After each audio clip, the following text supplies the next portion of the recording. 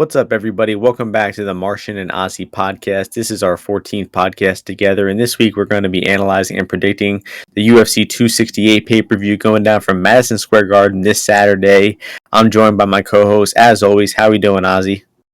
Yep, what's going on, guys? Happy to be back. In the flow of it after a really good pay-per-view event, and then going right into this huge card in MSG this week.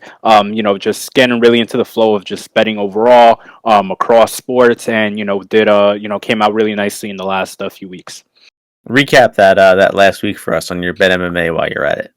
Yeah, so last year I think was a year, when COVID was like in the midway point of the year. I wasn't having as much success with money lines, and also I started kind of like pivoting a little bit more towards props, and I kept that way a little bit this past weekend. So hit on two of my three money line plays, all dogs in Glover, obviously in the main event, Mikal on the prelims, and had that small shot on Tybura. Although I also did love the over in that fight, and that kind of came through pretty easily as well. And then hit on a bunch of other props. Yan decision, goes the distance in the Tagir fight. So kept it a little bit more. I wanted it to be a little bit more low variance, because sometimes on these pay-per-view cards, for me, just weird things happen. And it came out just above 6 units on less than 12 units played overall. So really good night.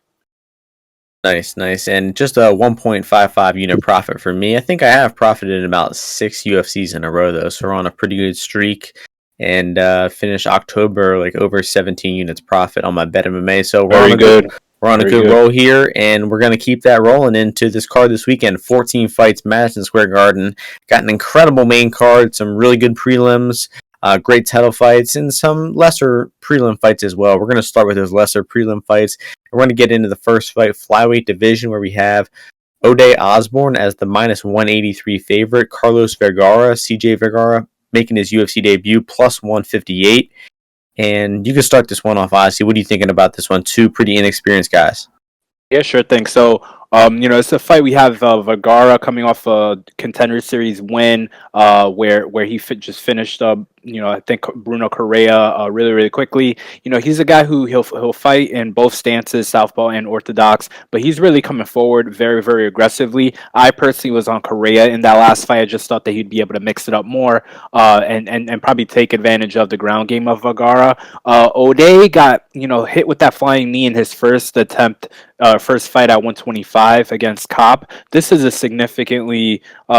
pretty significant drop in competition for him. But I think that this fight probably is pretty close overall. Both guys are okay, coming forward. I think Vergara probably, walks into a punch or two here, because O'Day is more likely to give a little bit of space. And this being the bigger cage, I think that he'll be able to play that up a little bit. Maybe catch Vergara, at the end of one or two shot, combination as he's trying to come in. And then in terms of the grappling, I do think that O'Day has more opportunistic submission game. But maybe Vergara, has some more of the grappling, wrestling chops. So I'll lean towards O'Day here. The chalk price, I don't think is that bad for him, honestly. I know some sharp guys on him personally, and I think that he probably is able to use a little bit of his length here to stop most of the offense coming from CJ. Yeah, I agree with most of that, except for there being any value on O'Day. I just think this guy is way too volatile and unproven to be laying any juice on, really, especially above minus 150. That's kind of where I would cap the fight, like maybe a 55-60% advantage for Osbourne, but I'm not so sure where the crazy confidence is coming in O'Day from people. Both these guys are pretty volatile. Neither has great defense. O'Day was knocked out just about 3 months ago, and he is cutting a lot of weight down to this 125-pound weight class. So I'm definitely not in love with playing him. It's just a matter of whether you want to take a small stab on Vergara. And honestly, I think this guy is aggressive enough. He throws offense with, his punches, his knees. He mixes it up pretty well. He definitely has pretty bad defense. He has been dropped. He got dropped by Jacob Silva, of all people, in one of his recent fights. Definitely not a good look there. But I just feel like this is going to be a volatile, high-action fight where probably someone gets knocked out in the first round, honestly. So I think the unders here are probably the way to go. Maybe under 2.5. I thought that was pretty reasonably priced. And someone's probably going to get knocked out in this fight, even though these guys are little. They're 125. They're just so aggressive and volatile, defensively bad.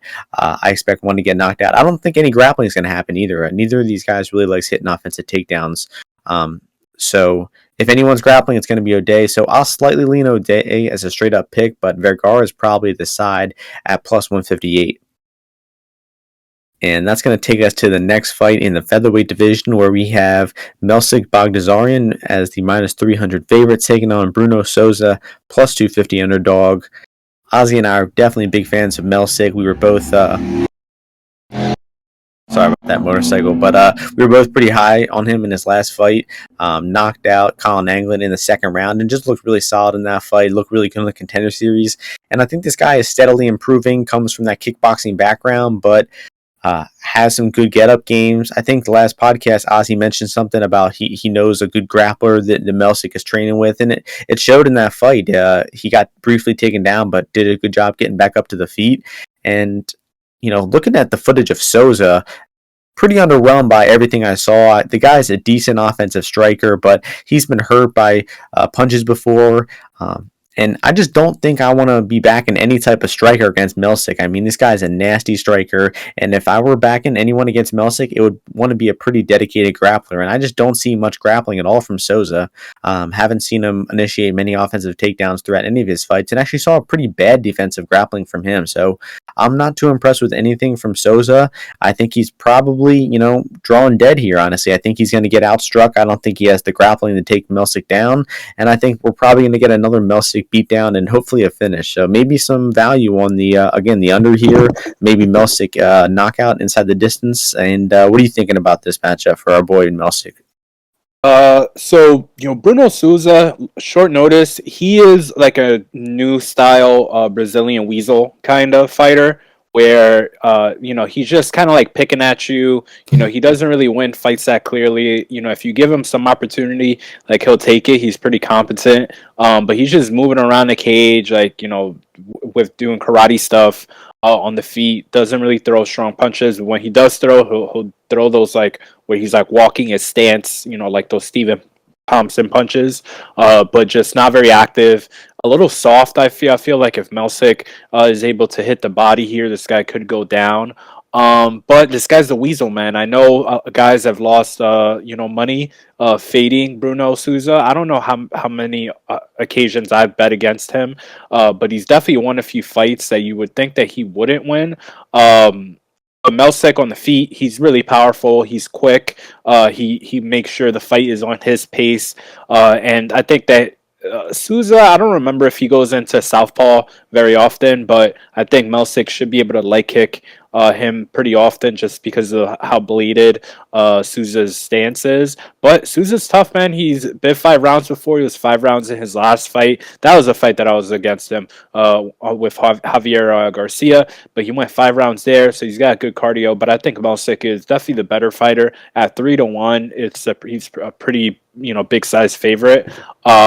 So I'd maybe look to see maybe Melsik a prop. Try to stab a Melsik by decision just because Souza is such a weasel. But Melsik could definitely finish this guy for sure. So I pick him, but I was hoping to see a different kind of fight for him in his second UFC fight.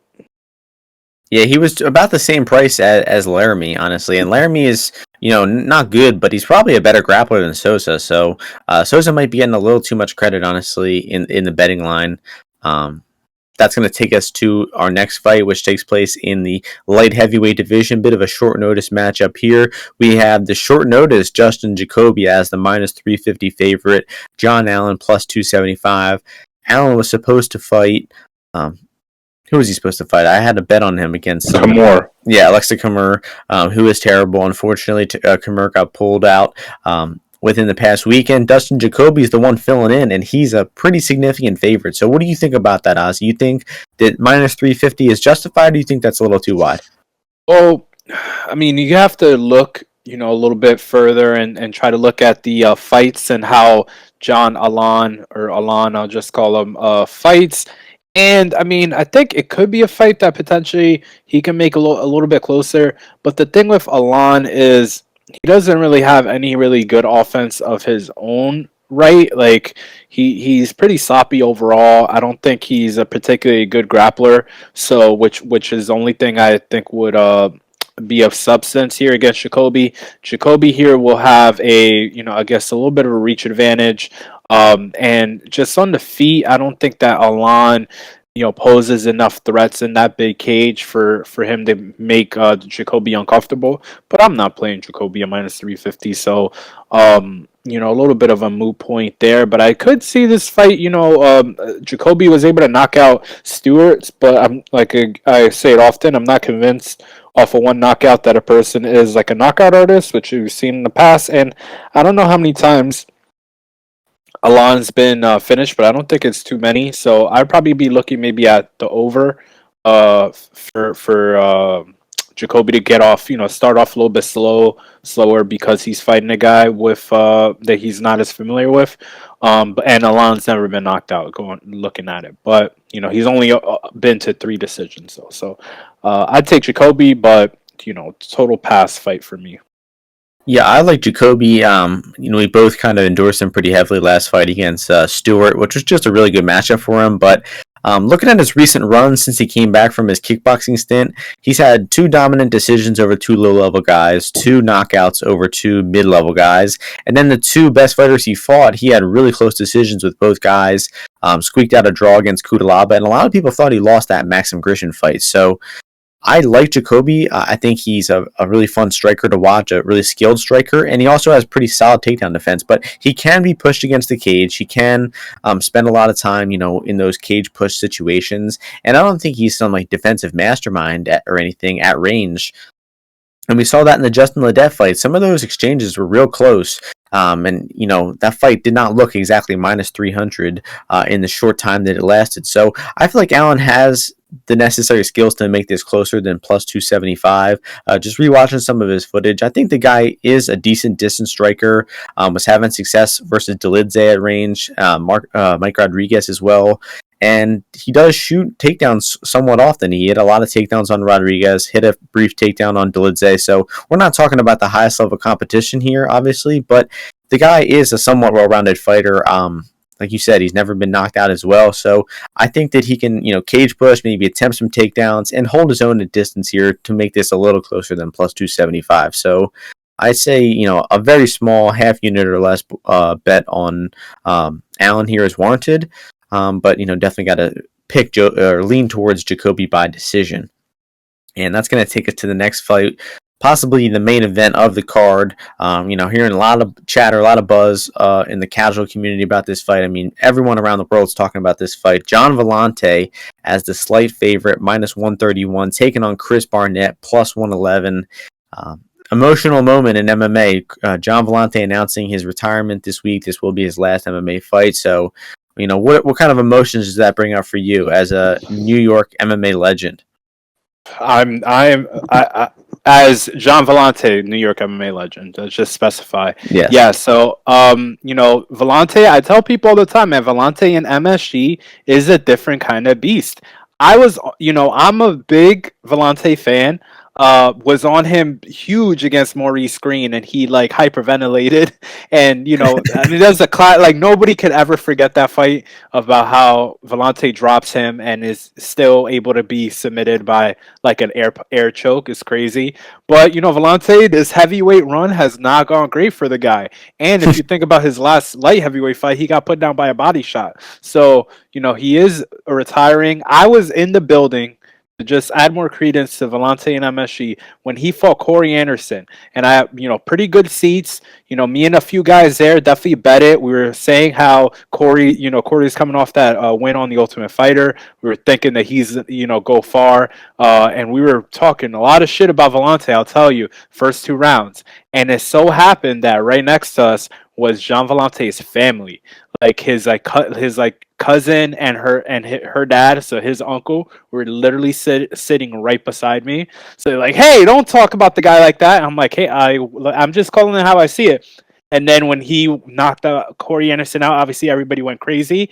And I kid you not, 5 rows behind me, a fight of his family members broke out. I asked the girl that was next to me. I'm like, "What's going on?" She's like, "Oh, there's some crazy family drama going on in there."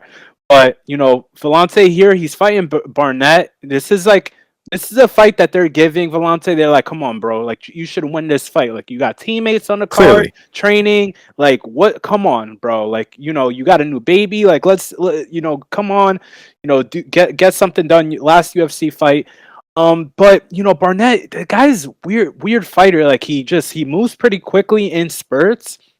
He has like some good punches. Like, he'll throw like an overhand. He'll throw good punches overall. I think like the arc and the power behind him is solid. But I gotta think that Villante eventually is gonna be able to scoop up like a high single leg, high C, like a high crotch, and take Barnett down. And once he does have him down, he should be able to land some good ground and pound. But you can't be like the guy's retiring. All this other stuff. It's just like a very bad concoction for laying juice on it.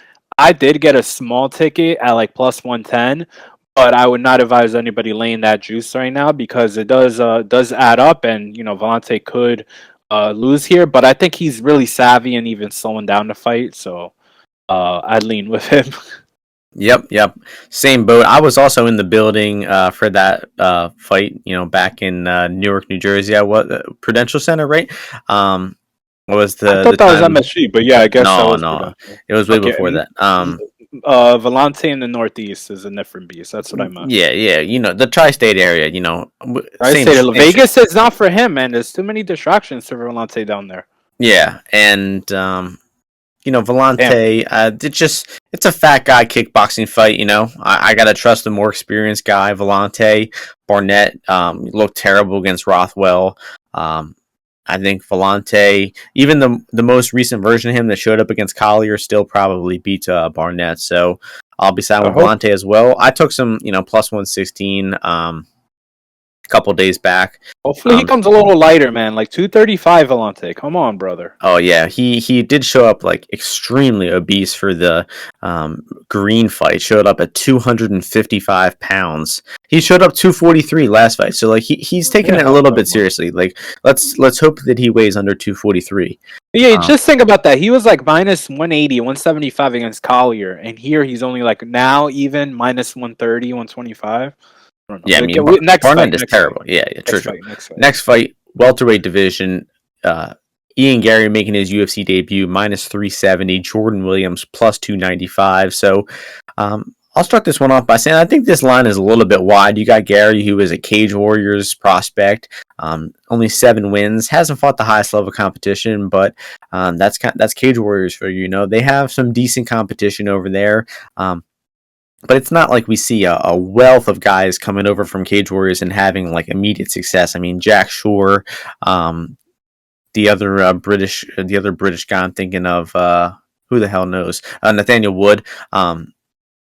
But I mean, Garry does look well-rounded. He has some head kick knockouts. He looks like a decent striker. Can get the fight to the floor, keep the fight there, and looks like a decent overall grappler. I just see some weaknesses in his boxing defense. He kind of leans his head straight back, gets caught with punches, and I just don't think the guy's been tested that much. So there's no way I could be laying over 3-1 in his UFC debut against an untested, undefeated guy. He's also 23 years old. I mean, extremely young guy.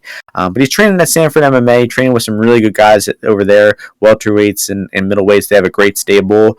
And getting over to the Jordan Williams side, had a rough debut at 170, got dropped and submitted by Mickey Gall. And I think there's something wrong with this guy's chin at 170 because he infamously has diabetes type 1, was not apparently allowed or able to cut weight when he was a middleweight, but then he decided to try to make that cut. It went poorly. He got dropped early on in the fight. So who really knows what's going on with Jordan Williams right now?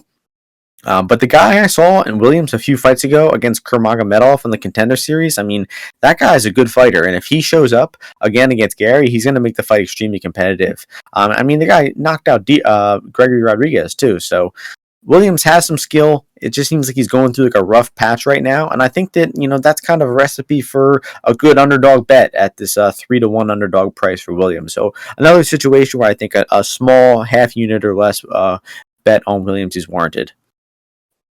Yeah, when I'm playing a fight like this, I kind of like to see the guy, the underdog, have a grappling path or a path to make it kind of gritty using some semblance of grappling, whether it be in the clinch or on the ground. But what's really strange to me is in this fight is the total of it. It's 1.5, which I do think that I guess Williams will come out I think strong, but this fight, like you said, it's still at welterweight, right? Where yeah, That's excuse rare me. for a welterweight 1.5. Yeah, where it's that welterweight where Williams has shown some type of I guess a soft chin, but I mean Gary, I feel like Gary's catching some of these guys that are not really interested in defending very much, which I don't know why you would want to do that with a guy like Ian Gary, which he from what I see he has some kind of like uh maybe like karate style. Like he's like a little bit of a wider striker. So I think that could contribute to maybe a little bit longer of a fight. Because Williams he's not very good. I don't think Williams. He doesn't have that many skills. He is pretty bad defensively too. You see, Gall knocked him down. Imavov was hitting him with some bombs, crazy bombs, and he was able to. And then the other guy, the Russian guy, he fought on Contender was bombing him as well. So I guess that's why the total is so low. But I think that Ian Gary is a pretty good prospect overall. And this is a fight where I don't know if he should be 4-1 almost, but I do think he should be the favorite because I do think that he has very well-rounded skills. He has some kind of wrestling and ground game too. Eventually, we'll see if it's tested. But I'd be looking at potentially this over here. But I think I've been bit on a lot of these with like high level prospects making a debut on a big card and just being able to get the finish. And I don't feel Jordan Williams is a UFC level fighter that's going to be getting wins often. So this could be a fight where he's gone right after this. So I don't think I'll invest in that under. And I don't really like Williams as an underdog either. Nice. That's going to keep us moving up to the middleweight division where we have a line that has flipped. We saw Imavov minus 115 right now, Usman-Shahbazyan minus 105. And I think initially Edmund was the favorite in this fight, and then the line flipped. Imavov was around minus 140 for a while. Now we're seeing the line getting tighter. So a lot of line movement on this fight, action on both sides. You can start this one off, Ozzy. Fun middleweight matchup. Yeah, I'd say probably my favorite. Nah, I don't know. This is a very intriguing fight for me to look at because Imavov, I really like him as a prospect overall. I like how he flows together his strikes and his skill level in all facets. So I'm pretty high on him overall. I liked him against Ian Heinisch, and here against Edmund, I think he gets another guy who's a little bit like him, rangy striker that has can land knees, elbows, or kicks on the feet, and then has maybe like a ground game that is maybe a little bit questionable, like some parts of the grappling game. But Edmund, I feel, he in round one, he hit the arc of his punches and the speed on them is pretty good. He throws well in combination. He knows like where the power strikes are coming from and how to set them up. But overall, I think he stays in the pocket a little bit when they are exchanging. I think that sometimes when he is kicking or punching, if you throw some solid counters at him, like he starts not become, I don't want to say becoming timid, but it's just easy for the other guy, if the other guy is a comparable striker to him, to get the fight on their script even while Shahbazyan's throwing offense at them. He fights like in spurts. Like he'll be dominant for a few seconds, look really solid, and then if you can break up the rhythm a little bit, it's really easy for you to be just in control. And Imavov, I like how I like his quickness on the feet. I like how he sets up his right hand, how he can utilize some of his kicks, and then when he is grappling, there is drive to finish the fight. He loves going for that front guillotine choke. I think he's good at taking the back and moving around, I should say, and always looking for a dominant position. Whereas Edmund, sometimes like it looks like he's kind of like counting down the minutes, if he is on the ground and stuff. Like even against Hermanson. I think he was on top for like a minute and a half, and he only really opened up towards the end. So I think that Edmund is a lot more cautious because of his gas tank in the grappling areas, and I don't really see that from Imavov. So I like him. I like that the line is moving in his direction. I think that there's some respected money, let's just say, tout You like money Edmund? Is that what you on. said? No, I like Imavov. Okay. I think there are some people that are on Edmund. I like that the line is moving towards Imavov, so I'm gonna wait a little bit longer. But I think Imavov here justified favorite. Yeah, I'm in the same boat, but I'll pose this question to you in a little bit. It's just a matter of whether I'm betting Imavov before the fight or waiting until halfway through round one, towards the end of round one. Edmund, a pretty notorious fast starter and gasser. Quite frankly, if you look at the guy's record, all three of his fights that went past the 3-minute mark, he slowed down significantly. He was able to squeak out a decision against Darren Stewart, but he was finished by Brunson in round 3 and then got demolished in rounds 2 and 3 versus Jack Hermanson. So the guy has a clear gas issue. He's a front runner. Most of his wins are by early knockout. And I think that he's probably going to want to close the distance, maybe look to get his takedowns going versus Imavov here, because Imavov is a really skilled striker. Ozzy and I have been high on this guy for a while because his striking is just so fun to watch. Like Ozzy said, the way he flows, he's got good clinch strikes as well. The only distance striking flaw I see with him is the not checking leg kicks. He got leg kicked a lot versus Ian Heinisch, and he ate them, and it didn't seem like it had much of an effect on him. But still, you got to respect that leg kick. You got to check those kicks, because one calf kick could really shut down that whole leg. So at distance, Edmund is definitely going to be struggling here, and I think that's why he's going to want to get the fight to the floor. And we have seen Imavov struggle off his bottom, got stuck there for multiple minutes against Phil Hawes. But going back and rewatching that fight against Phil Hawes, I was actually impressed with his takedown defense there. I thought that he did have a good idea of underhooks and how to stuff shots. He just got taken down by a good wrestler in Hawes. And I also did think Imavov still won that fight. He hurt Hawes really badly in round 2. He got taken down. So what? He still rocked them. And then round 3, he teed off on Hawes that entire round. And I thought Imavov deserved that decision, honestly. And Imavov's gas tank has just looked really good. He looked good in rounds 2 and 3 versus Williams. He got that finish in round 2 versus Heinisch. It seems like he really builds as the fight goes on, unlike Shahbazyan, who's a front runner. So unless Shahbazyan miraculously improves his cardio by like 75%, I don't see him being able to win 2 out of 3 rounds here. I think that Imavov really heavily favors round 2 and 3. So like I said, it's just a debate between pre-fight and live bet. I'd like to hear your thoughts on this, Ozzy. Are you thinking about betting him before the fight or No? Yeah, I bet I'm betting him pre-fight, just because I think the people probably. I'm not saying they definitely thought the same thing about Ian Heinisch, but I just feel Imavov is a guy that he's so good at. He just, I think this guy's very skilled, and he could control the fight from the beginning. And there's just because Edmund has slowed down in his last few fights, I don't think it's a guarantee that he will find early success here. So personally, I leave a little bit always. I don't try to get too big on my pre-fight because of if a live opportunity comes up. But I don't see a reason, if it's close to even now, to not have some before. True that, and I think I could be possibly overrating Edmund's wrestling. I mean, the guy's wrestling isn't that great, right? I mean, he has. I know he has been training at AKA. He had a little stint there, but it looked like it helped Andrew Sanchez for a while, but then that went belly up. So I don't know what they're doing over there.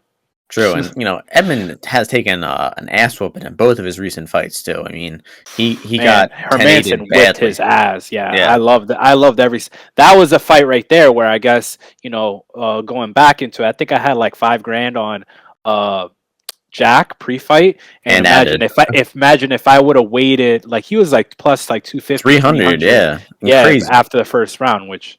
I was a little nervous, but it came through. I think the market is just overrating Edmund, and this is probably another good chance to get in on Imavov. So that's gonna. And some of these guys are real deal. These guys are about this life, and I think that Imavov. I think this guy has top 10. Right? I think this guy has top 10 potential. I don't know about this guy Shahbazyan. Yeah. And that's going to move us along to another guy we were just talking about, keeping it in the middleweight division. We have Phil Hawes as the considerable favorite, minus 335, taking on Chris Curtis, finally getting his UFC debut here. Rewatching Chris Curtis, though, I mean, I was kind of impressed with how bad this guy is, man. I mean, 30-some fights in MMA, and just, man, the guy is super underwhelming. I mean, he's a southpaw striker, not the highest output, tends to just pump single punches out there at a time, and I'm seeing terrible pocket defense from him. I mean, he just gets caught clean on the counter in the pocket. He got hurt by, or got put to sleep by Ray Cooper. He got hurt badly by Kyle Stewart in one of his recent fights, man. So really unimpressed with Curtis, and his defensive grappling is also pretty bad. I mean, he got taken down multiple times and out-grappled by Magomed Karimov. Not too much shame in that, but Ray Cooper took him down. Kyle Stewart was pushing him against the cage. I mean, the guy's just not good anywhere, in my opinion. So Phil Hawes should win the fight pretty comfortably. I think Phil has a slight chance of knocking him out on the feet.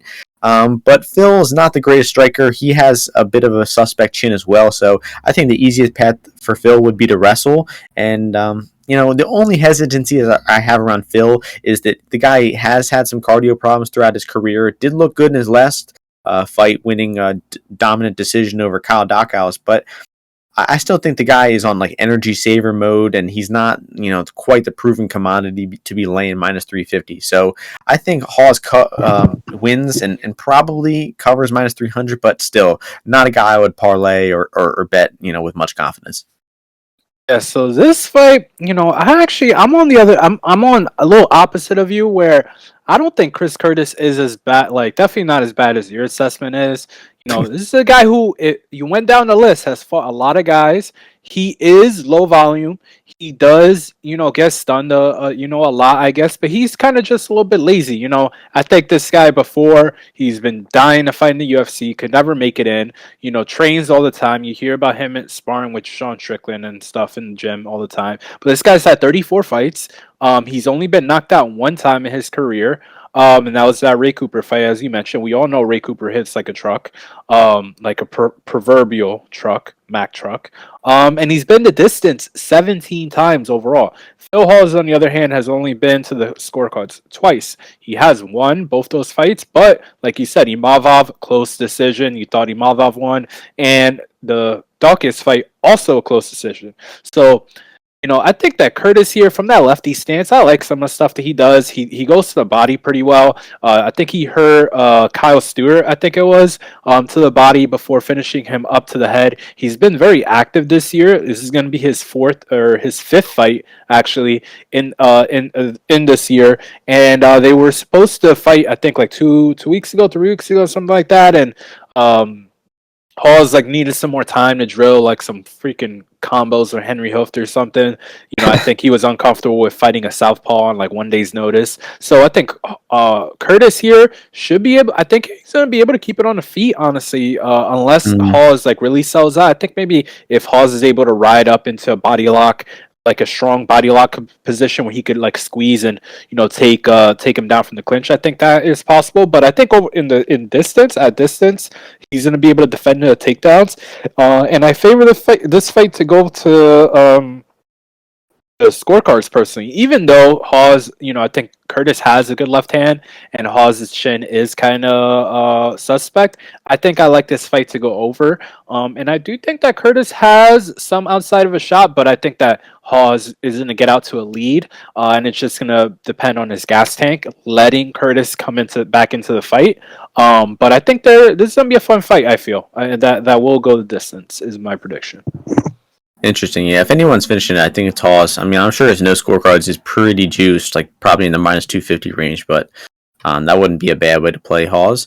Then that's going to take us to the next fight, which is in the lightweight division, where we have Bobby King Green minus 180, Al-Iaquinta making his comeback plus 155. You can start this one off. The return of Al-Iaquinta 2 years later, New York royalty.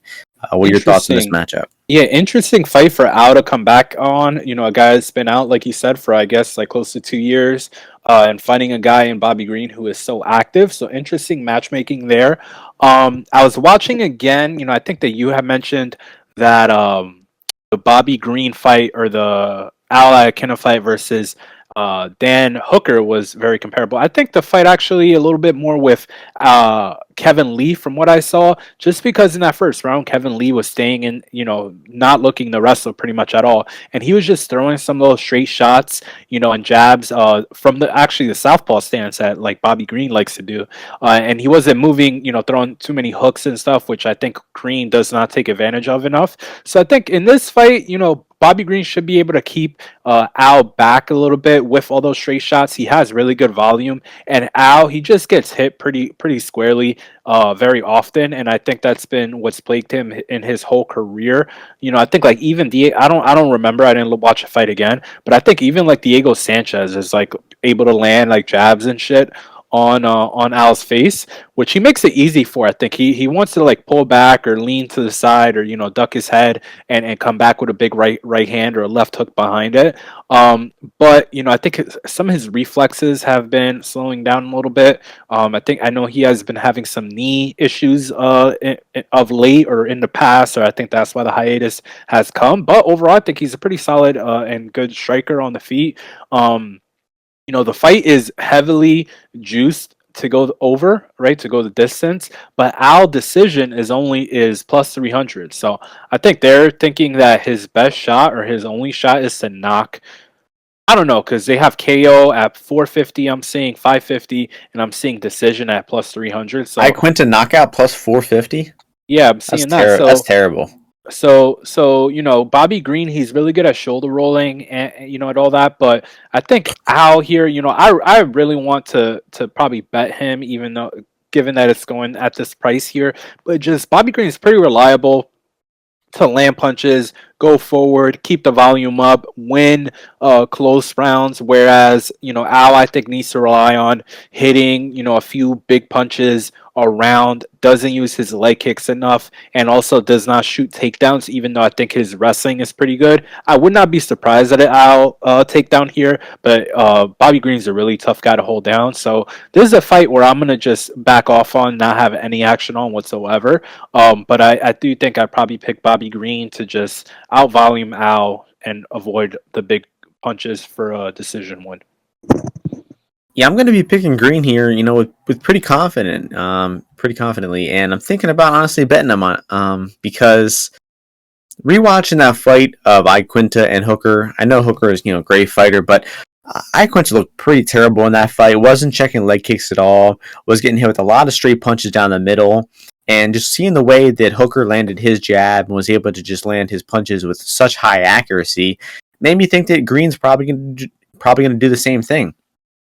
Green has been kind of known for being in close split decision type of fights throughout his career, but I think on this recent run, he's really upped his output, his activity. If you look at his striking statistic numbers, he has been landing more and more strikes in his decisions, and the guy has, a great chin, just went toe-to-toe with Rafael Fiziev, and was winning round 3, was boxing Fiziev up in round 3. So his cardio was still there. His output is improving. His chin and durability is pretty reliable.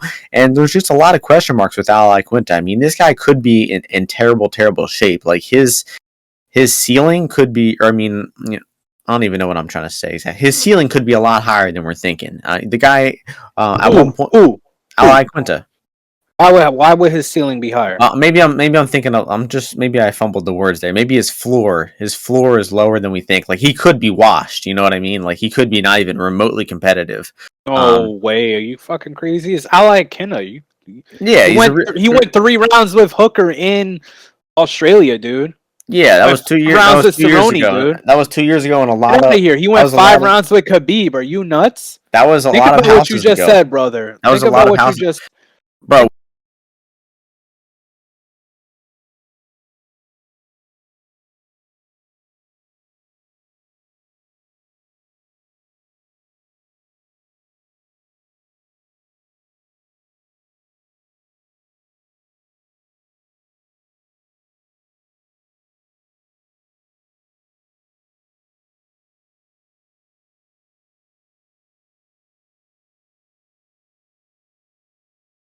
What you just said, sleeping in silk. Not.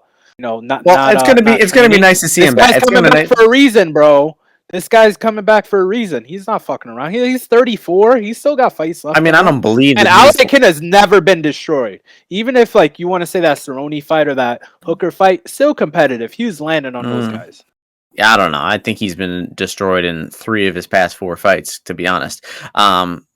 But I mean, I don't think he's showing up. I don't think he's showing up for a paycheck. I like Iaquinta. It's going to be nice to see Longo and Sarah back. Nice to see Longo and Sarah back in the cage, hearing them screaming from the sidelines. I just think he's drawing a really terrible matchup here in Bobby Green. So Bobby Green's going to probably just to support my New York guy. The last few times Bobby Green's been a favorite. Look at that. Thiago Moises fight, dud. Clay Guida fight, dud. I mean, he barely scraped by. Hey, he won both those fights. It takes Bobby Green time to get into fights. Al is going to be in the fight early. It's going to be competitive. Don't be saying this nonsense. Al. I don't know. Al looked pretty terrible versus Dan Hooker. So I'll be picking Green pretty confidently and, thinking about betting him as well. So that's going to move us on to the last fight on the prelims. Takes place in the middleweight division, where we have Alex Pereira making his UFC debut, former world champion kickboxer, as the minus 235 favorite, Anje Michadilis as the plus 200 underdog. And, I'll... Michadilis, yeah. I'll start this one off, and I'm going to be on the Greek here, much more MMA experience, much better grappler. I just think that he can get the fight to where it advantages him. I don't think the guy's a complete moron. You're fighting a world champion kickboxer. The game plan has got to be, to try to get in close, to hit some takedowns. And Michadilis has a decent record of hitting takedowns. He, in his pre-UFC fights, 2017, 2018, was going to his wrestling pretty reliably. He hasn't, shot a high amount of takedowns in his UFC career so far, but it's only 2 fights. It's only a small sample size, and he was doing well in the striking in both of those fights, so why does he really need to mix it up and hit those takedowns? So if the fight stays standing, obviously Andreas is going to be at risk for getting knocked out at all times. He's facing a lethal striker with incredible power. Just knocked out his last opponent, LFA, stiff.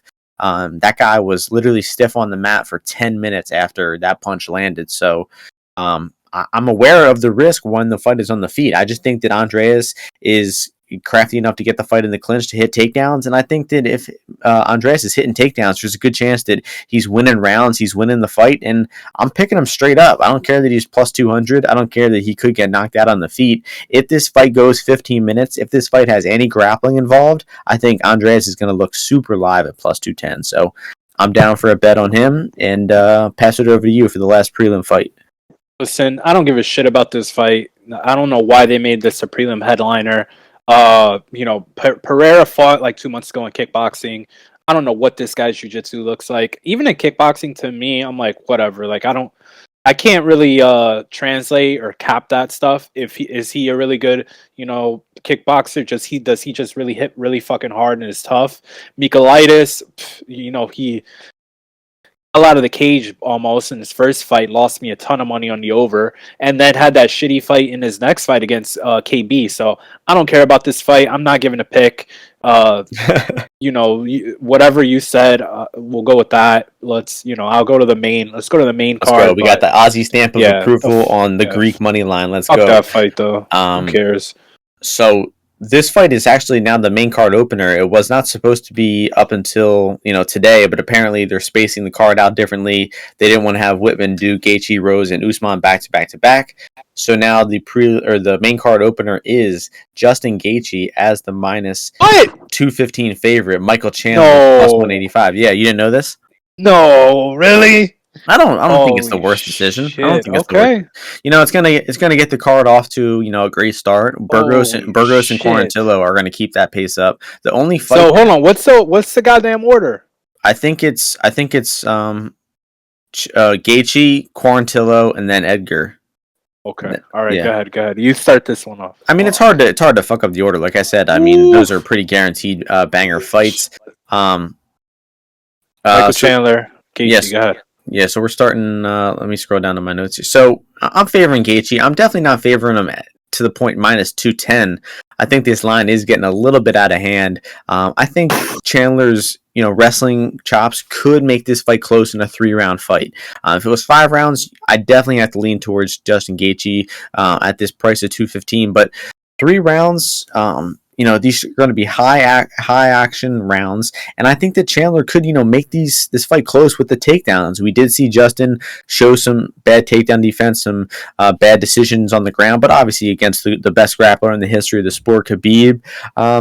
But I still was a little bit underwhelmed with Gaethje's decision making there. I mean, sure, he was training for Khabib on the feet most of the time. He was preparing how to outstrike him, how to avoid the takedown attempt. But you gotta figure you're going to end the fight on bottom at some point, and you got to, take a risk-adverse approach to that. Gaethje was just so reckless with those takedown attempts. It really disappointed me how badly he reacted once he got taken down there. But Michael Chandler has definitely fallen in love with his hands in his recent fights. At one point was a very dedicated wrestler, but if you look at his past 5 fights, the guy really hasn't wrestled at all. The last fight he did was, I think not even the Sydney Outlaw fight, the Primus rematch, I think, was the last time that he grappled really heavily. So that would be the best game plan for Chandler to wrestle here, but I cannot rely on him to do that. I think he's really fallen in love with his boxing in his recent fights.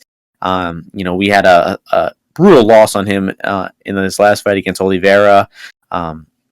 And, him getting dropped like that by Oliveira is an improving striker. His striking is looking, better and better each fight, but he's not the type of guy to be dropping people with punches straight out. So that was concerning for Chandler's chin, his durability. And I just think that Gaethje's the more varied, the more diverse striker, a much sharper boxer. The leg kick's going to be there. Chandler's had a lot of problems with leg kicks throughout his career, the Brent Primus loss particularly. So unless Chandler is getting a lot of takedowns in top time here, I think he's going to be getting beat up pretty badly on the feet. And I'm seeing some people, back in the inside the distance here. They think it's a no-brainer that this fight's going to be, crazy banger. But I think the goes the distance at over 2-1 is the side to be on now. I think with the way these guys, sure? Yeah. You gonna bet that? No, I mean, I don't think I'm gonna bet it, but minus 300 for inside the distance in a 3-round fight. I can't pay that. No, that's kind of crazy. Sure. All right, I'll pass it over to you. What's good? I mean, this fight's heat. I don't know if it's definitely gonna start off the card though, but whatever. Anyway, I think these are 2 fights, maybe. These are two guys. Like Justin Gaethje is definitely my favorite fighter in MMA that's active right now. I remember when I first watched him fight Dan Lozon. He destroyed him with leg kicks. I was like, what in the world? Like, how is this guy doing this? He's like hitting him with that left leg, outside kick on a southpaw. Crazy fights. This guy's an insane dude. If I could get the under. Does not start round 3 at less than what it is now, I would, because I think that any takedowns that Chandler tries, I don't think he's gonna. Any takedowns that Chandler gets or shoots for, I don't think he's gonna really be able to consolidate them that well. Like Khabib is just a different level of being able to take you down and immediately be in offensive, positions. Chandler, his jiu-jitsu is really, I thought it was a little bit better, but just watching him get taken down by Oliveira, and then he's like, oh shit, what am I gonna do? And he's like, I know what, no, I'm gonna turn around and give my back. Not even try to hip up or hip heist up, and then maybe fight hands, get an overhook. He's like, no, I'm just gonna completely, go to turtle and give up my back. I was like, what is this, man? Also, just as much as I won on that Jack Hermanson bet I was talking about, I probably lost on Michael Chandler. Terrible. So not a bad. I was thinking about this week. It's not a bad bet, right? You bet him plus 120. He won round 1. He had the moment. Whatever. I guess. So shit happens. I guess, but I thought that was a very good investment opportunity. But here against Gaethje, I mean, Gaethje is super tough, man. He goes forward. I think it's a little harder to hit him than people, really actually are aware of. I don't know how easy it's going to be. Chandler sometimes comes up a little short on some of these punches, but I just think these guys are going to bang. I think that Gaethje more likely to find the chin of Chandler's and stay in, out of harm's way. And I just feel that Chandler, some of his punches, he throws them hard, but he doesn't have a lot of feel on them. Whereas Gaethje, I think he finds that chin a lot better. He finds angles a lot better. And I think that he will win this fight. And I've been on him, been supporting him for a long time. But a fight, I'm not going to touch it, especially on the money line side. And I would just hope for fireworks as everyone is anticipating. Yeah, and Chandler's so heavy on that lead leg. Gaethje's going to have some size on him. I think that calf kick is going to be there all day. And, I think I will go with Gaethje knockout as the prediction, even though I was kind of leaning towards goes to distance. I mean, I just think there's going to be so many heated exchanges here that if it goes if it ends inside the distance, it's definitely going to be Gaethje. But maybe a decent line would be Chandler decision only. Like if it goes to decision, I feel like Chandler probably has a good chance to win the decision there. So check that out on DraftKings, and we're going to move along. We got nonstop good fights in this card. I think the order next is going to be the Burgos-Quarantillo fight. We have Burgos as the minus 190 favorite, Billy Quarantillo plus 165. Another certified banger. Zero chance this fight is not amazing. You can start this one off, Ozzy. What are your thoughts here? So two featherweight contenders. Quarantillo has, I think, consistently just been a very much like an action fighter. I think that a lot of times his pace is what wins him a lot of these fights. But overall, he's a Brazilian Jiu-Jitsu black belt. I think he moves pretty well on the ground. He's very aggressive. He's looking to dole out damage as opposed to going for a submission all the time. On the feet, he's more of a pressure guy. Is a little bit lacking in terms of angles. You saw in that Gavin Tucker fight where Gavin Tucker, southpaw, was able to just avoid a lot of his front end attacks, pivot, and then start landing strikes on him, get to the clinch, get to takedowns, and just really have Billy confused. Here against Burgos, I think Burgos, he's forehead forward, from the Bronx, like brawler, is down to exchange punches in the pocket, and you saw that catch up to him in his last two fights. I think Billy, not as hard of a hitter as either of the two fights he just had, probably more in that Cub Swanson range if you're just comparing guys that Shane has fought before. I think that Billy here, we do see some grappling here from both guys' sides. I know that Shane has some grappling. I don't know why he never, tries to use it. I think here, Billy maybe looks to initiate first, just like clinches and stuff like that. And I do think that one of these guys is going to have the, thought of grappling. And because Shane has a 5.5-inch reach, does have a pretty good straight right hand and a good jab when he does choose to throw it. So I think that Billy probably looks to grapple earlier. I think Billy's probably going to be using leg kicks here as well because we saw Shane eat countless of them versus Shane Edson Barboza. But here Shane has consistently been this size of a favorite in a lot of his fights, and here I'm not laying the juice with him just because of the way he's wearing that damage in some of these fights is concerning to me. I think Billy, his cardio is just way too good to go away in this fight, and then if he is able to fight on his script, I think that he's able to push Burgos in some ways that we haven't seen lately, and is able to stay in the fight. The fight is also scheduled to go 3 rounds, so I think Burgos turning it up in the 3rd round is not as live here because of just Billy's own gas tank. So I kind of lean towards a stab on Billy at the money line price, but I do think that he's potentially could drop this 1st round. But the thing is, and you could get in on him live. But the thing is, looking back at a lot of Shane's fights, he doesn't start off round 1 that well. It takes some time to, I guess, make reads or have his cardio catch up to the guy. So he's a very aesthetically pleasing fighter, and I think that's why a lot of people like to bet on him. But I think the value here is on Billy at plus 165. So I'm going to pick him just to make an official pick. But it's going to be a great fight. Two guys originally from New York as well, so I take a little bit of pride going into it as well. Yeah, pretty much exactly the same read on the fight as I have. Love both these guys. They're both such high action, consistently entertaining guys. But they're both incredibly durable. They both have high outputs. They're both in competitive fights nonstop. So amazing decision to put this fight on the main card. And I agree that Burgos' damage that he's taken in these recent fights has to be concerning. I mean, he went to war with Josh Emmett, ate some massive blows there, got dropped a few times, had that weird knockout against Barbosa where his body literally shut down on him. I don't even know what the hell happened there. No one really does, but that was an extremely concerning knockout. And you got to think that all these wars, they could add up, and we could see Burgos' durability eventually drop off. And Billy Quarantillo coming off an impressive victory in his last fight. He dropped Benitez early there. His striking has been looking really good. And this guy just has nonstop pace and pressure. I mean, in round 3, he's super reliable to have all of his gas and throw a high amount of strikes. And that's just a really great characteristic to have when you know that your fighter is still going to be there in round 3 with a high output. I mean, that's just really what you want to see when you're backing a guy, especially at plus money. So I got a small bet on Quarantillo as well.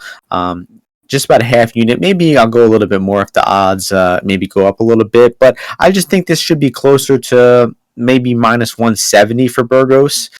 So I think there's some value left on Quarantillo here, expecting a high level, high action fight. And I think we're probably going to go the distance here. And I think Quarantillo's got a good chance to win these later rounds with his activity. Like you said, not the fastest starter either, Shane Burgos. So I'll be leaning towards Quarantillo at the value side here.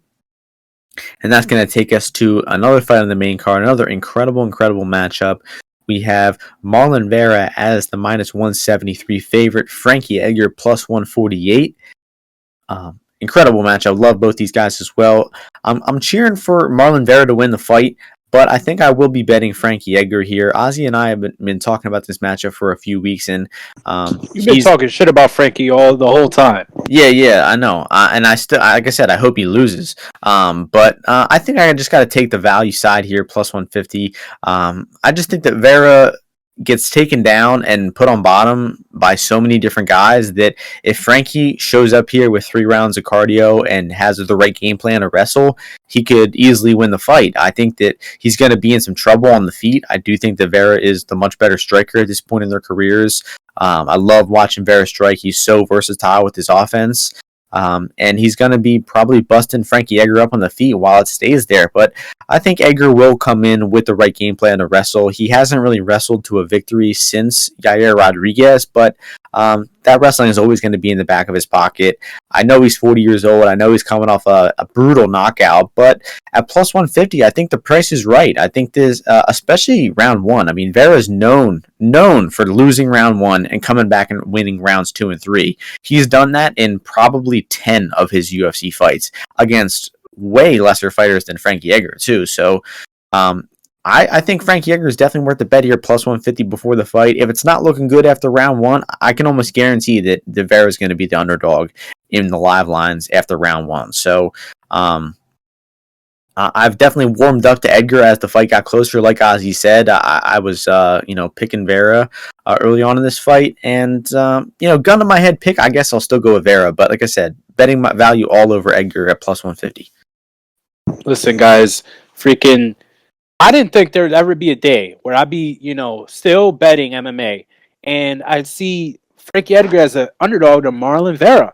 Like, I don't know what's going on. I don't know, Frankie Edgar, I get it. He almost got decapitated in his last fight against Corey Sandhagen.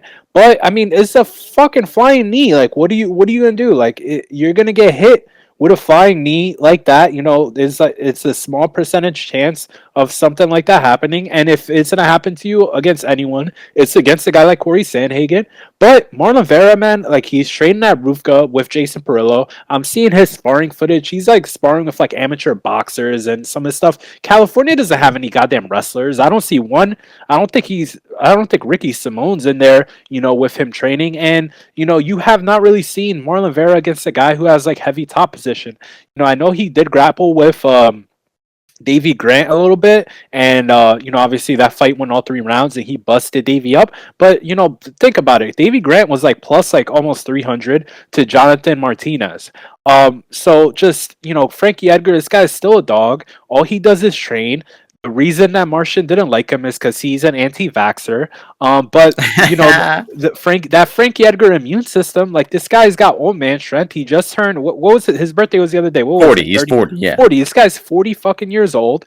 And if he locks his hands around Marlon Vera, he's going to the ground. Marlon Vera does not have strong hips. He like some of his submissions, like look, Brian Kelleher took Marlon Vera down, and then got caught in some, ridiculous armbar that, I would say, Martian, you probably get out of like that short leg armbar Oh from yeah. the No. bottom. No way. No way. Dude, Yeah. this doesn't that doesn't happen. You don't catch guys of your level, with arm bars like that. So I think Edgar, just gets on Marlon Vera early, starts taking him down, grabs him back clinch. You see Marlon Vera like looking at the ref. Marlon got backpacked by Jose Aldo in the most consequential round of Marlon Vera's career. He went out there, got backpacked for the whole round, and he's just looking at the ref, like putting his hands up, and it's like, bro, you could beat Jose Aldo. If you get out of this back clinch and you win this round, you will have a win over Jose Aldo. And he didn't do it at all. So I don't think that, oh, yeah, Cheeto, he's coming for his respect.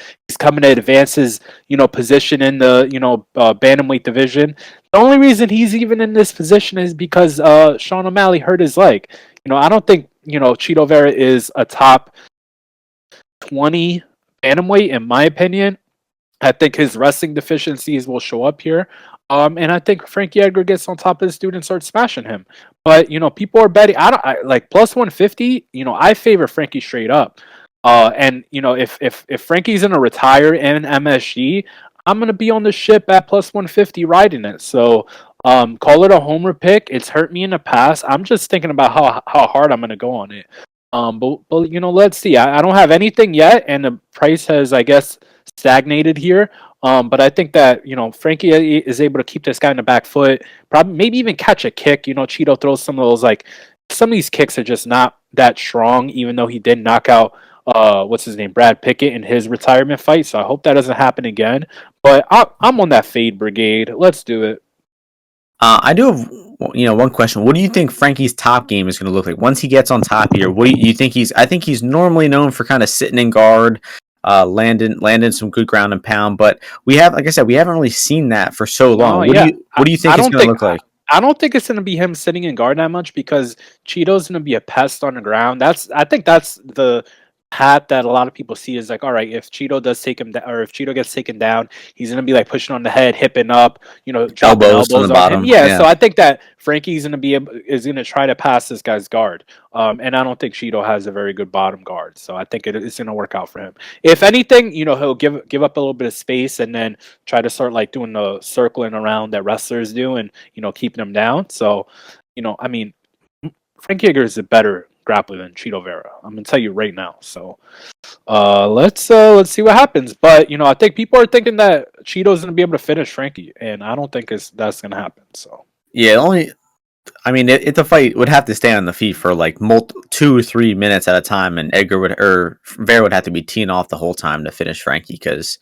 they're not known for that one punch power. It'll have to be like a long sustained beating, and inside the distance. They have this price at plus 200. More likely than Frankie decision. They have that priced. That's pretty wild. Yeah, I think the market's a little off on this one. So we're gonna move on. Next fight, co-main event rematch, back-to-back rematch title fights. Neither one really deserved, in my opinion, but I'm still looking forward to the fights. First one, women's strawweight title. We have former champion Zhang Weili as the -120 favorite. Rose Namajunas plus 100. So despite the 75-second knockout, head kick round 1, Namajunas still the slight underdog here. And I started last fight. I think you go ahead and start this one. I don't have a great read on this fight. I think initially when it happened, I was definitely on the Rose side of things, especially at that plus like 170 number. I think she was. Now it's at evens here. I think that Weili, from me seeing like some of the talk that maybe she's gonna try to grapple here is actually a little bit surprising to me because I think if anything, Rose is super good at some of the transitional grappling areas. Even though that did get her slammed on her head, versus Andrade. I think that Wei Li does not really have the transition grappling or overall grappling as a whole to really have that much.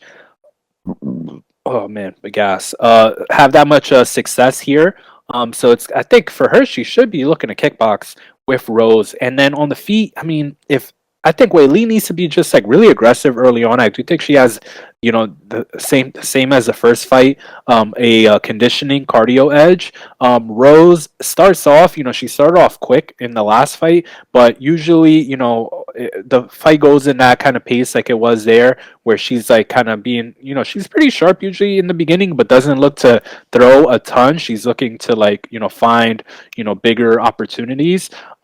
So here I kind of lean towards Rose winning this fight again. I don't know if it's going to be a finish, but the thing is, like this girl, I kind of in the past didn't give her enough credit for how hard she can hit, and like she just uses leverage, I guess. Like maybe it's something that Whitman's really doing over there, because you've seen Usman definitely up his power there with him, and Gaethje's always been just like a guy that he's hitting guys, and it doesn't even make sense to me, how hard he's hitting them. So maybe something that Whitman does, but I think that Rose has a ground advantage, and then on the feet, I think she's a little bit sharper than Zhang, and I think she knows what she wants to do. Zhang looks like there's a lot of voices like talking to her all the Yep. time, and when she does see an opportunity, she'll go like buck wild on it. But I don't think she's that well thought out, and I think there's a lot of stuff floating around her where she's like putting a ton of pressure on herself. I don't think she's really going in there with a clear head all that much. And I'm gonna try, if I go to the arena, I'm gonna try and boo her. I'm gonna just try and get like boo birds going, like a big boo going when she comes in. Hopefully New York isn't super soft and is like, oh, it's racist, you're just booing the Chinese person. But I think I'm gonna maybe I'll do it to all guys that I'm betting, so I get a little mental edge. But I just think that Zhang is just cloudy in there. I think Rose has a better game plan, knows what she wants to do, and is more dangerous in there overall. Wei Li, if you look at some of her fights, man, she's really overwhelming some of these girls physically, and I feel like Rose has some of those angles on the feet, especially early on, that she's gonna be able to avoid that and counter her pretty well. So, and I like what Pat Barry said. I think it was, he was like, Wei Li has had 10 ways to get killed in that first fight, and she didn't even survive the first one. And I think that's actually true, because like you don't see really a lot of the ground game. You don't see a lot of the setup for right hands that she has. So I'll pick Rose here. And I like this even price. I like it. I like it a lot. So we'll see. We'll see how big I'll go, but I'll pick Rose. I feel like your read shouldn't change that much from the first fight. Like you really shouldn't change what you thought too drastically based on that 75 seconds. So I was picking Rose the first time. I was picking her by decision. A lot of the same points that Ozzy had. I honestly think she's the better striker and grappler. And really all Zhang has is physical attributes, possibly durability and cardio. But we saw in that last fight, her durability might not be what we make it out to be. And I didn't even think that Rose got to get going at boxing range. She does have the slicker boxing, in my opinion. If I were Zhang in that fight, I would have been pressuring from the jump, getting Rose moving backwards, trying to land some punches on her chin. I don't think Rose really likes getting hit, and I just didn't see that approach from Zhang at all. She was sitting at distance. She was kind of letting Rose do that in and out movement that Rose loved to do, and I just think that was a terrible strategy. She's going to be trying to revamp that whole strategy. And exactly what Ozzy said, she has a lot of different voices coming at her. She has her Chinese coaches who have been with her since day one, but now she's training at Cejudo's camp, and who knows who her head coach is, and who knows, what the ego battle amongst her coaches is and what they're telling her to do. That's very real. One of these coaches in America wants them to do her game plan. Her Chinese coaches want her to do something else. So, I definitely think she's got a lot of pressure on her shoulders, Rose. I think this is kind of a stress-free situation, honestly. She just has to go in there and do the same stuff that she did in the first fight, and she has a lot more tools that she didn't even get to show, in my opinion. So I'll be picking Rose again. Definitely think the fight's going to last a lot longer than it did the first time, and I think that Rose is probably going to win 3 out of 5 rounds for a decision here. And I think that at even money before the fight, I favor Rose to get out to an early lead. And I think that if you want to bet Zhang, you might as well wait till a round or two and try to lot better, because I think she's going to be at a lot better price then. So I'll be picking Rose here. And have not decided if I'm going to bet or anything yet. But that's going to take us to the main event, another rematch fight that happened about 2 years ago. We have the champion Kamaru Usman minus 307, the challenger Colby Covington plus 257. So they fought back in December 2019. Of course, Usman knocked him out in round 5. Very competitive fight. The judges had it 3-1 Usman, 3-1 Colby, and 2-2. So, just the epitome of a razor close fight there. Everyone going into the first fight, I feel like, was spending a lot of their time researching and talking about the grappling and how they thought the grappling between these two guys would go. And sure enough, no grappling really happened in that fight at all. Two wrestlers decided to kickbox with one another, and it was sloppy at times. Both guys hurt each other, had success. But ultimately, the guy doing the damage down the stretch, doing that, attritional damage, was Kamaru Usman. And he was the one landing those straight lefts to the body that I think slowed Colby down. Colby landed a lot of body kicks in that fight, but it didn't really seem to affect Usman's cardio. I mean, Usman was... Except the one that he pretended he got hit in the nuts on. That one didn't even come close to hitting him in the body. Cheater. I rewatched that this fight this week, and I didn't think it hit him in the nuts. I didn't think it hit him in the body. Who knows what it really was? Hit him in the liver. I mean, it clearly landed below the belt line. But regardless, round 5, Usman was the one picking it up. So I think Usman had the better body work in that fight, and the bigger headshots were clearly landed by Usman. They had Colby thinking his jaw was broken. They were the headshots that were dropping him in round 5, and I think a lot of people make that fight. It was competitive throughout, but like I said, who cares what happens in the early rounds when in round 5, the one with all the attritional damage was Usman. So since that fight, we've had one fight for Colby. He beat the ghost of Tyron Woodley, not an extremely impressive win. I didn't think that he looked any worse, any better, maybe a little bit better than he did previously, but you really can't prove much against Tyron Woodley. And then with Usman, we had him get 3 wins, defeated Masvidal by decision, then went on to knock him out, knocked out Burns. So I think it's pretty evident that Usman is hitting harder. His boxing is getting better with Trevor Whitman. That leverage that Ozzy was talking about. And I'll be picking Kamaru Usman to get it done again. And I think he's going to knock Colby out a little bit quicker than he did the first time. And I think this fight definitely will have some grappling involved in it. And I think that, Colby, knowing that the striking didn't go his way the first time, he's going to look to mix up the approach. He's going to look to get some grappling going. And I hope we get to see some wrestling exchanges. That was like I said, the burning question going into the first fight. We didn't really get those questions answered. So I'd like to see some wrestling exchanges between these guys, but I don't think either guy is holding each other down. I don't think either guy is going to get a significant amount of top time. So I think the fight will take place mostly at range. And like I said over and over, I just favor Usman with the attritional damage. And I think he's going to knock Colby out in round 3 or 4 this time. Yeah, so, Usman has a rock for a head. He does not wear damage. That's why, you don't see any cuts, bruises, swelling, nothing on this guy's face. But Colby was hitting this guy with clean shots. I don't care what anybody says. Anybody wants to say otherwise. I could see you at MSG if you want to argue it. But I mean, here, this price, I was on Colby the first time.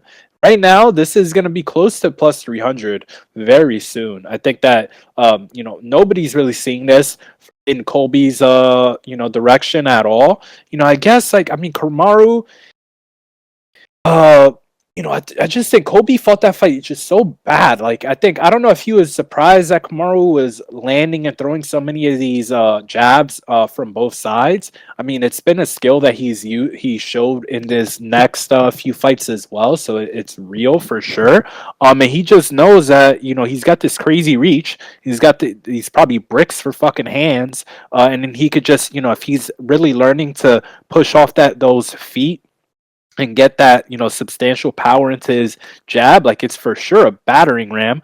But I think Colby, he has some adjustments from me looking at the fight. If I was like a coach of his, some stuff to that he needs to do is, if Kamaru was throwing some of those body kicks, like, yeah, a lot of them were landing, but even when they wouldn't land, like, you can't just let that guy continue to throw them. And like, if you are out of range, just like brisket to the side, you got to counter right off of it. And Colby was letting him. It was like a free strike. It was a similar thing to what I was saying last week of where Sanhagen, gives where you give like Peter Yan, moments where he could get off like easy offense. He's gonna take it all the time, and that's what Kamaru was doing in that whole fight. If you're blocking that kick and shooing it away, you gotta throw your own kick right after, either inside leg or to the body, and you got to make them pay for those shots. If not, they're going to pick at you all night, and that's what Kamaru is very good at. He's always putting out offense, whether it be with that jab, with some of those kicks, or if he's in the clinch, this guy, he foot stomps, he does all these things. They all go in line with his strategy, which is be more active than the other guy with effective offense, and that's what he does the whole time. So that's why he's so difficult to beat. I think that Kobe does though have a good chance. I think the body shots definitely took a little bit out of him, but I think that some of the punches that he can tighten up and keep the volume up, it shows that he's able to physically be in there. Kamaru, I do hope that we do see some clinching and some grappling mixed in there as well, because Colby is one of the best at finishing some of these takedowns, like being kind of like a mat wrestler where if he's on his knees or he's like on a single leg or he's doing any of those things, he's able to do very well from there. Although Kamaru, obviously really, really strong hips, I'm sure, and a very strong grappler. But I think that here, Colby, I'm curious to see how much of that southpaw stance Kamaru implements here. Is he very aggressive with that jab and working off of it, like he was versus Masvidal, where I think he was primarily orthodox, but he was definitely setting up that right cross. See which stance Kamaru uses, and if he is more orthodox, I think that is a mistake for him. I think that Kobe's going to be able to land there. I think that's where he got off of more of his offense in the first fight. But I think it's going to be a barn burner, man. I'm going to probably end up on Covington here for a little bit, and I'm just going to stay on that train because I do think this guy is very, very talented. And if, I don't think that Kamaru really should be 3-1 over him. But, I personally had the first fight 3-1 Colby, where I know that's a little bit controversial, but I can't see how people had it 3-1 Kamaru. I think that's a way worse scorecard, personally, than 3-1 Colby. I thought 3-1 Colby is pretty reasonable. 2-2 is probably right. Probably because I had a little bit of a biased slant, but I can't see 3-1 Kamaru. So I think this fight could be close. You never know. Like, Kamaru's gotten away, not away, but he has really good durability. And if any of these punches that Kobe definitely stunned him with, he stunned him multiple times, can stun him here, has Kobe been working on that power and developed some of that a little bit more? I think it's Kobe's time. So, I'm hoping for a big number on him, and, I have a little splash on him. One thing I didn't note is Colby's camp switch. He was at ATT the first fight, that went sour, and now he's training at MMA Masters. I think that's kind of a detriment to him. While Usman was at Henry Hoof the first fight, now he's with Trevor Whitman. I think he probably upgraded coaches, so that's definitely something to consider. But I hope the fight's exciting. I am picking and hoping for Usman to knock him out, but I definitely hope it's somewhat competitive. And that's going to do it for this card. We broke down 14 fights. Amazing card. Incredible main card. Honestly, like, on paper, one of the best main cards ever, possibly. And, that we broke down all 14 fights. And any closing thoughts here, Ozzy? No, just I think some confident areas. I feel very good about Imavov. Billy as a good plus play, and I'm gonna, same thing as I did last week, I'm gonna dive a little bit more into the props this week. I think maybe some of these overs have some value on it, but I think it will be a lighter card for me overall. I think definitely less than 10 units, depending on, who knows though how big I go on Frankie Edgar. But I think I'm gonna, money line size, I think won't be huge. But I definitely think there will be some prop plays that I'll have some action on, and I'm really liking a few of these other cards that are coming up in the month of November, Bellator included. Nice, nice. You can find all my track bets on my Bet MMA page. Mine are up there for free. Ozzy's are paid picks, and we'll be back for next week. We got a few more UFCs in a row before the holidays, and you can catch us all next week with the next UFC card. So thank you all for listening. Hope you all enjoyed the fights this weekend. Hope you all win some bets, and we'll see you next week. Peace.